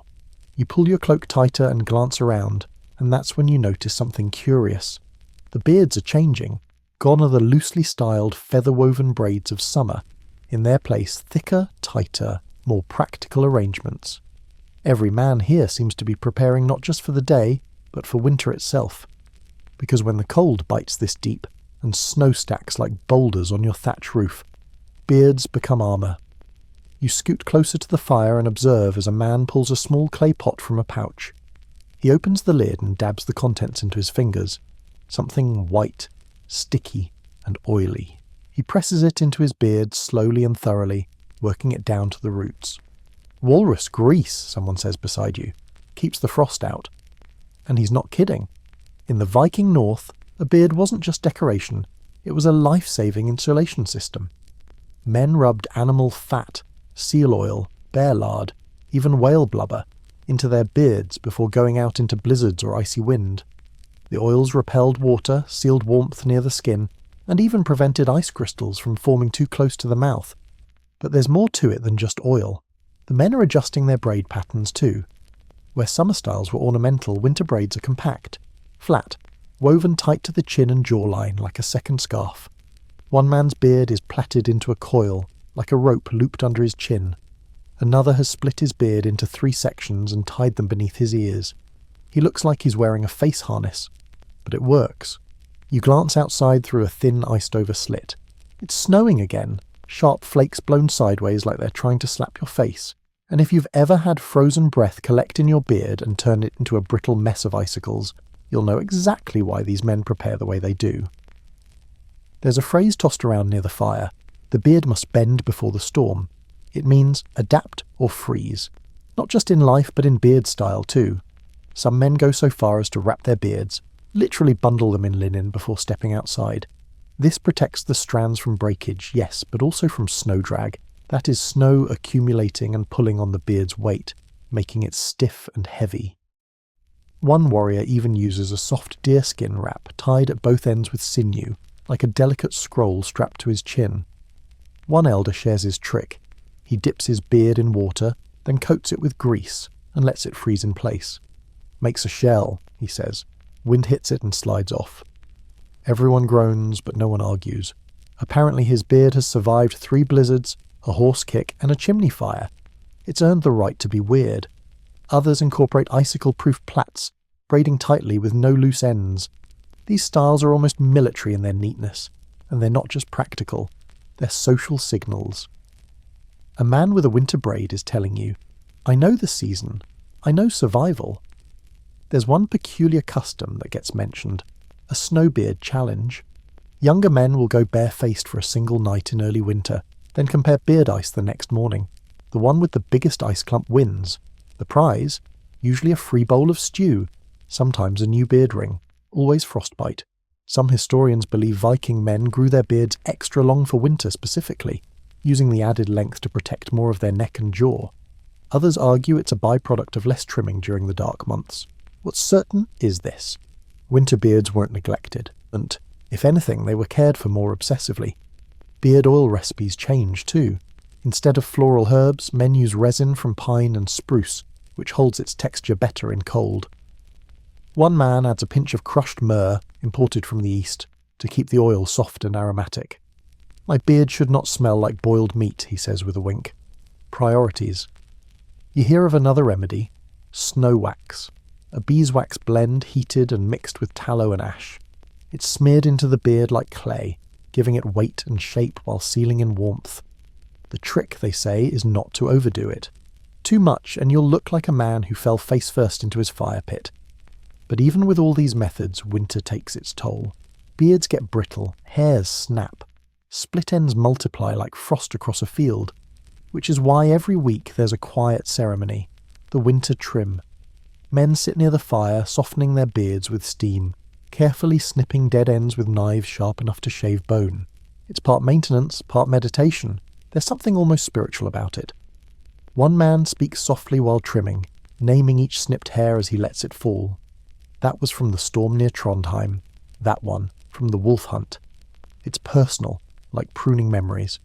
You start to realise that winter beard care isn't just about function. It's a ritual of resilience. A statement that no matter how cold the world gets, you've still got warmth in your chin and pride in your braid. Because when the snows blow sideways and the fjord freezes over, your beard becomes more than just part of you. It becomes your shield, your scarf, your story, and above all, your stubborn refusal to let the winter win. The fire crackles low again, shadows stretching long across the floor, dancing like spectres woven into the planks. You shift your weight and listen as boots stomp snow from the outside. 4 men entering now, cloaks dusted white, eyes shining with the closeness of cold. But their voices aren't loud. They're speaking carefully, almost reverently. One by one they pull off their cloaks, revealing not weapons, but something more intimate, matching beard braids. You lean forward. Each man has a thick braid down the centre of his chin, tied at the base with a leather strip dyed blood red. And dangling from each braid's tip, a single carved bead, ash wood, blackened by fire marked with the same symbol. A knotted circle carved in 3 loops. They are part of a bearded brotherhood, a sworn crew bound not just by oath, but by hair. You've reached a deeper layer of Viking beard culture now, one less talked about in loud sagas and more passed from man to man around the quiet edges of a longhouse. These aren't just fashion choices. These are ritual beards, woven in ceremony, representing loyalty, blood, and shared fate. The braids aren't always identical, but they always link. One braid for unity, one bead for the pact. Sometimes a hidden thread of dyed fibre connects them. A blue strand for sea raiders, red for those who've fought in blood duels, green for forest-dwelling clans. The codes vary by region. Even historians struggle to pin them down. Scholars still argue whether these beard bond traditions were widely practiced, or just poetic inventions whispered into the saga mist. But here, you're watching it happen. One man claps another on the back, pulling him into a tight embrace, chin to chin, braid to braid. It's a greeting, yes, but more than that. A ritual of recognition. You've seen handshakes, you've seen fist bumps, but you've never seen 2 men gently knot their beard tips together, close their eyes, and breathe in unison. Someone nearby leans over to explain. They've sworn oaths, shared braid blood. That phrase sounds like something you'd hear in a fantasy novel, but here it's real. These men have literally nicked their fingers and smeared a drop of blood on each other's beard beads. A pact sealed not in ink or wine, but in whiskers. There are stories about these kinds of bonds. One tale, half serious, tells of 5 warriors who tied their beards together before sailing off to raid the southern coasts. They swore not to cut the braid until all returned. 4 came back. The 5th, lost to sea. The survivors wore that tangled knot for a year, keeping his strand woven in among their own. When they finally cut it free, they burned it under a full moon and poured mead on the ashes. It wasn't just about grief. It was about memory. A beard never forgets. Sometimes brothers by blood shared these oaths. Other times it was forged through battle. Men who saved each other, stood back to back in shield walls, or survived long winters in cursed forests. The beard bond marked them as one. There's a lesser-known phrase from the Egil's saga. I know his braid, though fire blackened his bones. Chilling, but powerful. It meant that even in death, a warrior's braid could identify him, his story plaited into his beard like a living name tag. Some of the younger men in the hall watch the brotherhood with envy. One twirls the loose end of his beard thoughtfully. Another begins rebraiding his own, slower now, more deliberately, maybe hoping someone will notice, maybe waiting to be invited. One man, the eldest of the group, sits apart. His beard is unbraided, loose and wild, streaked white like the cliffs of the northern fjords. But as he runs his fingers through the hair, you see the faint outlines of past braids, indents, shadows of oaths long honoured. He was part of something once, maybe still is, and it's not just warriors. Traders, explorers, even blacksmiths were known to form beard circles, sworn guilds that marked themselves through beard knots. Some wove in small tokens of their craft, a sliver of silver for merchants, an iron flake for smiths, a scrap of sailcloth for sailors. These weren't flashy decorations, they were emblems of kinship. You begin to understand that in this world where loyalty can save your life and betrayal can end it, the beard becomes more than personal. It becomes communal, and the rules? Surprisingly strict. To break a beard bond, to cut a braid without cause, or lose the bead gifted by your sworn brothers, was a grave offence. One tale from the far north tells of a man who misplaced his bond bead. His brothers exiled him, not cruelly, but completely. Without the braid, they said, you're only a man, not our man. He wandered for a year before carving a new bead from bone and offering it in silent apology. They took him back, quietly. They always do in the good stories. Not all bonds last forever. Some are cut when goals are fulfilled, some when a man chooses another path, but always with ritual. The braid is untied, the beard is blessed, a final toast is raised, and the men part, not as enemies, but as men whose stories once twisted together in the strands of their chins. Back by the fire, the four men finish their drinks. One tosses his empty horn into a corner, stands and ties his hood. But before they go, they lean in, beard to beard, clicking their beads together in a low chime, like a toast or a benediction. They leave without a word, but something lingers in the room, a sense of gravity, of unseen threads binding the air. And now, when you look around at the other bearded men, you no longer see individuals. You see strands, braids, stories bound in hair. You see brotherhood, woven one whisker at a time. There's a lull in the longhouse again, a soft breath between stories. The fire crackles low, the air heavy with smoke, pine, and something sharper. You hear a hush ripple through the room as an argument begins to brew, not over land, not over gold, but over something far more serious, an insult. And not just any insult, a beard insult. You lean in. A younger man, ruddy-cheeked, perhaps overconfident, has made the mistake of calling another warrior's beard wind-thin. It seems like a joke, a tease, but the reaction is swift. The older man stands slowly. His hand moves to his beard, fingers splayed protectively across a thick, dark braid, tipped with a silver bead that gleams like a threat. The room freezes. Because here, in this firelit hall of frost-hearted men and oath-bound braids, calling someone's beard into question is no light matter. It's a challenge, a taunt, sometimes an invitation to duel. In Viking society, beard insults were among the most loaded forms of mockery. Words could wound as deeply as blades, especially when they cut at the very foundation of a man's honour, his face, his image, his beard. There were categories of insults. To call someone's beard thin was bad. Patchy was worse. But to accuse him of a false beard, a beard dyed, bleached, or even augmented with furs or soot, that was fighting talk. One story tells of a man who claimed his rival's beard hung like seaweed and smelled just the same. The duel was swift. Another involved a jarl accused of braiding sheep wool into his whiskers to make them appear fuller.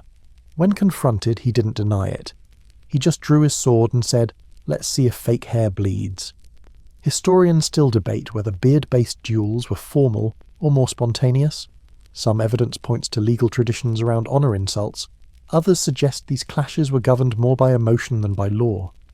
But what's certain is that beard talk was dangerous. In Icelandic law codes, there's even a clause that forbids mockery of a man's beard or bodily adornment in front of witnesses. The punishment? Fines. Or combat, depending on the severity, or frankly, the mood. And it wasn't just the spoken insult, it was how it was said, the tone, the timing. A soft remark by the hearth might go unnoticed. But a shouted jab during a feast? That was a declaration. One saga recounts an insult hurled during a Yule celebration, where a guest compared his host's beard to wet moss on a dead goat. The host replied by flipping the table. The goat wasn't offended, but the guest certainly was. The most feared insult of all? Calling someone beardless, even if he wasn't. To be labelled beardless wasn't just about hair. It was about weakness, youth, cowardice. In some sagas, men are called skegloss, literally without beard, as a way of stripping them of masculinity entirely. One warrior accused another of being beardless and breast-soft, a double insult that ended predictably in bloodshed. But here's where it gets interesting. Some men use beard insults strategically. A clever fighter might mock a rival's beard not because he believed it, but to provoke him, throwing him off balance before a duel or undercutting his authority in front of allies. Beard politics. Psychological warfare with a sharp tongue and a well-groomed moustache. And sometimes the response to an insult was silence, not out of submission, but superiority. One famed jarl, mocked for his greying chin moss, simply braided his beard tighter, added a bead shaped like a wolf's fang, and went on to win 3 battles that spring, his new nickname, Storm Chin. The man who mocked him, forgotten. You turn back to the confrontation now unfolding by the fire. The younger man, sensing his mistake, mutters something, an apology maybe. The older warrior doesn't raise his voice. He steps forward slowly, then removes a small bead from the end of his braid and places it in the younger man's palm. Everyone gasps. It's a gesture you've never seen before, half warning, half challenge. It means, you owe me now, make it right, or braid this shame into your own beard. It's quiet for a beat. Then the younger man bows, fast and low. The bead is returned, the insult withdrawn. A tankard of mead is handed over in peace. The tension dissolves, for now. But the lesson hangs in the air like chimney smoke. Be careful where your words land, especially when they strike a man's beard. Some fringe tales claim that duels over beard insults were once formalised. A twist of the beard meant, I accept your challenge. A tug? I choose the time. A pluck. That was the declaration. I am calling your face a lie. Few lived long after a pluck. You shift in your seat, eyeing the beards around you, each one a fuse waiting for the wrong spark. It's easy to imagine how entire feuds might erupt over a snide remark muttered too loudly over stew. And yet this dangerous code also kept order. In a world with few written laws and fewer still who could read them, the beard was both shield and scale. To insult it was to gamble with fire. To protect it was to stand in dignity. To braid it was to declare, I am who I say I am. So next time you feel tempted to call someone scruffy, patchy, or worse, think twice. In the Viking world, that's how wars begin. A hush falls once again across the longhouse, but it's not the heavy kind that follows insult or injury. It's a different stillness, subtle, charged with curiosity. Because a figure has entered through the rear threshold, snow trailing behind, and this figure, tall and proud, carries something most don't expect. A beard. But not just any beard. A woman's beard. You sit straighter. She removes her fur-lined cloak, revealing the thick, dark braid descending from her chin, wound tight, tipped with a bronze bead, and bound with silver thread. No one mocks her. No one dares. The room watches, breath held as she steps into the circle of firelight. Because this woman is one of the rare, whispered of few, the bearded women of the Viking world. Now, before you scoff or imagine modern myths, know this. Historical sources are few, but they exist. Passing mentions, scattered sagas, fragments of oral tradition. Women with facial hair, some due to natural growth, others by choice, others by deliberate ritual, did exist, and they often walked their own line between awe and fear, reverence and rumour. In Norse culture, where physicality intertwined deeply with the spiritual and symbolic, a woman with a beard wasn't necessarily mocked. Sometimes she was respected, even feared. One such figure, recorded in a lesser-known Icelandic tale, is Gunvor the Black-Braided, a widow who wore her late husband's beard ring and allowed her own coarse hair to grow freely in mourning. Over time, it was said, her beard came in thick and fierce, and she began to braid it in his style, adding a new bead each year. When local boys laughed, she challenged them to an axe test. Most declined. The laughter stopped. There's another tale, half myth, half medical curiosity, of a priestess who swore silence and let her beard grow as a sign of devotion to Freya. She wandered from village to village offering blessings and riddles. Those who refused her food claimed their goats went dry. Coincidence? Maybe. But she was offered meals everywhere after that. The room shifts now. You notice small gestures, men adjusting their posture, making space. Not out of mockery, but recognition. Bearded women, while rare, were not always anomalies. In some coastal communities, a beard on a woman was a sign of wisdom, even divine alignment. These were women who stood between worlds, neither shield maiden nor seeress, yet somehow both. Some scholars theorize this practice might have emerged during times of loss, widows who took up the grooming habits of their husbands as memorial. Others suggest it was a way to claim space in male-dominated rituals, an assertion of presence, carved not through volume, but through strands. But of course, as with all things Viking, not everyone agreed. Some regions were less tolerant. One saga describes a woman banished after being accused of dark magic tied to her beard. She returned 5 years later, beard braided in 3 coils, and placed a curse stone on the village threshold. Within a week, a storm shattered every boat in the harbour. Was she ever really gone after that? Depends who you ask. You catch snippets of the current conversation. The woman in the longhouse tonight is here not as guest, but as judge. A beard contest, someone explains, meant for Yule, delayed by weather. She's been chosen to decide whose beard is most finely kept. Her own, well-oiled and impeccably styled, glistens in the firelight like an icicle kissed with iron. One younger man shifts awkwardly as she approaches. He clearly wasn't expecting this judge. But when she pauses in front of him, fingers his beard ring, and nods, he beams, and you get it. She carries herself with the weight of someone who's heard every insult, lived through every stare, and emerged not only unapologetic but elevated. There's a term some still whisper in the far north, Sed Skeg Kona, beard woman of the spirits. It wasn't always an insult. Sometimes it meant witch, yes, but sometimes it meant anchor, the one who holds the line between men and the divine, seen and unseen, rough and refined. Modern historians, of course, have their debates. Was this a cultural quirk? A sign of endocrine imbalance? A spiritual rebellion? Historians still argue, but one thing is agreed upon. Viking society had space, however narrow, for those who chose the beard, regardless of gender. And it wasn't always a choice. Certain burial sites, one in Birka, another near Hedeby, contained female remains interred with grooming tools traditionally reserved for men. Beard combs, wax pots, even braided hair artifacts woven with bone beads. Whether these women wore beards or simply took on male-coded rituals, we may never know, but their legacy hums beneath the longhouse floorboards. The woman walks now among the warriors, her own braids swinging with the rhythm of a pendulum. Each man stands straighter as she nears, not because of her gender, but because of her beard. It's not just decoration, it's not novelty, it's a symbol, a story. You watch as she announces the contest winner, not the youngest, not the flashiest, but an older man with a simple symmetrical braid and a single oak bead worn smooth from years of wear. She ties a feather into his beard as a prize. Everyone claps. Then quietly she takes her place by the fire, wraps herself in her cloak and begins to rebraid her beard. Not because she has to, but because it's who she is. And in this world that's enough. The fire has burned low.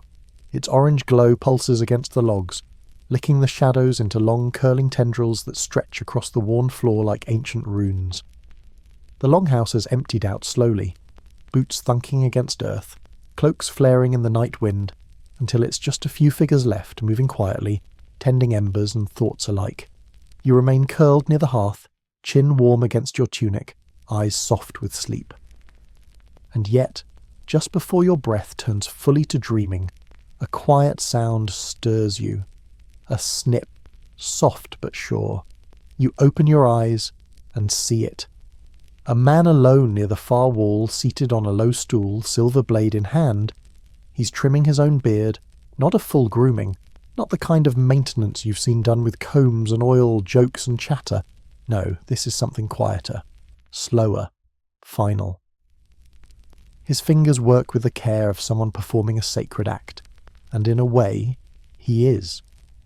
Because this is the final trim, a tradition rarely spoken of, barely understood by outsiders, but profoundly intimate among Norse men approaching the end of their story. You know this man's type. He's older than the others. His braid is mostly grey now, threaded with the dull shine of age-earned beads. He's walked further, fought more, eaten colder meals than most. His knees creak when he moves, but his hands, steady as a runestone. He pulls a small pouch from his belt and opens it. A bone comb, a bit of oil-soaked cloth, and a small mirror polished from bronze.